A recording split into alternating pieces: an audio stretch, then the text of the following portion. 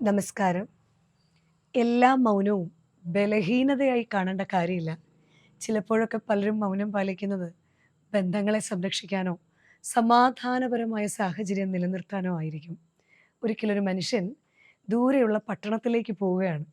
അയാളോടൊപ്പം അയാളുടെ കുതിരയും, അയാളുടെ വിശ്വസ്തനായ നായയും ഉണ്ട്.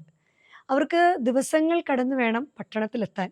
നടന്ന് നടന്ന് ഒരു ഒഴിഞ്ഞ പ്രദേശമായപ്പോൾ സന്ധ്യ കഴിഞ്ഞ നേരമാണല്ലോ എന്ന് കരുതി യജമാനനായ ആ വ്യക്തി അവിടെ ഒരു ഓരത്ത് കിടന്നുറങ്ങുകയാണ്. ഉറങ്ങുന്നതിന് മുൻപ് തൻ്റെ കുതിരയെ ഒരു മരത്തിൽ കെട്ടിയിട്ട് എല്ലാം നായയെ ഏൽപ്പിച്ചിട്ടാണ് അയാൾ ഉറങ്ങാൻ പോയത്. എന്നാൽ പ്രഭാതത്തിൽ അയാൾ കണ്ണു തുറന്നു നോക്കി അയാളുടെ കുതിരയെ കാണാനില്ല. അയാൾ ചെന്ന് അവിടെയെല്ലാം അതിനെ പേര് ചൊല്ലി വിളിച്ചെങ്കിലും അയാൾ ഓർക്കുകയാണ്, ഞാനതിനെ കെട്ടിയിട്ടിരുന്നല്ലോ, പിന്നെ എവിടെ പോയി ഈ കുതിര?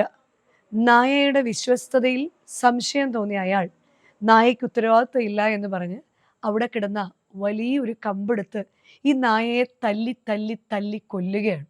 ഈ ചത്തുകിടക്കുന്ന നായയുടെ അരികിൽ ഇരിക്കുമ്പോൾ അയാൾ ഓർക്കുകയാണ്, എനിക്കുണ്ടായിരുന്ന കുതിരയും പോയി, എൻ്റെ കൂടെ എന്നെ എപ്പോഴും വിശ്വസ്തനായി നിന്ന നായയും പോയി.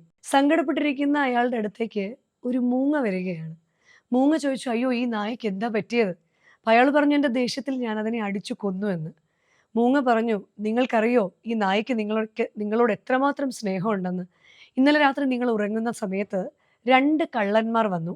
ഒരു കള്ളൻ കത്തി കാണിച്ച് നിങ്ങളെ കൊല്ലുമെന്ന് ഭീഷണിപ്പെടുത്തി, മറ്റേ കള്ളനാകട്ടെ കുതിരയെ അഴിക്കുകയും ചെയ്തു. തൻ്റെ യജമാനനോടുള്ള സ്നേഹവും യജമാനനോടുള്ള വിശ്വസ്തതയും കാരണം ഈ നായ ഒന്നും മിണ്ടാതെ തലതാഴ്ത്തി നിൽക്കുകയാണ് ചെയ്തത്. അത് മിണ്ടാതെ ഇരുന്നത് താങ്കളോടുള്ള സ്നേഹം കൊണ്ടാണെന്ന്. വല്ലാതെ കുറ്റബോധം തോന്നിയ അയാൾ കുറേ നേരം അവിടെ ഇരുന്ന് കരഞ്ഞ് നായയെ കുഴിച്ചിട്ട് നടന്ന് തല താഴ്ത്തി വീട്ടിലേക്ക് പോകുകയും ചെയ്തു. പ്രിയമുള്ളവരെ, നമ്മളോടൊപ്പവും പലരും പലതും കേട്ടിട്ടും മൗനം പാലിക്കും. പലതും ഉത്തരം അറിയാഞ്ഞിട്ടോ പ്രതികരിക്കാൻ അറിയാഞ്ഞിട്ടോ ആയിരിക്കില്ല. പക്ഷെ പലപ്പോഴും മിണ്ടാതെ ഇരിക്കുന്നത് എന്തുകൊണ്ടൊക്കെയോ സമാധാനം ഉണ്ടാകാൻ വേണ്ടിയും പലതിനും മറുപടി മൗനമാണ് നല്ലത് എന്ന് മനസ്സിലാക്കുന്നത് കൊണ്ടുമാണ്. നന്ദി, നമസ്കാരം.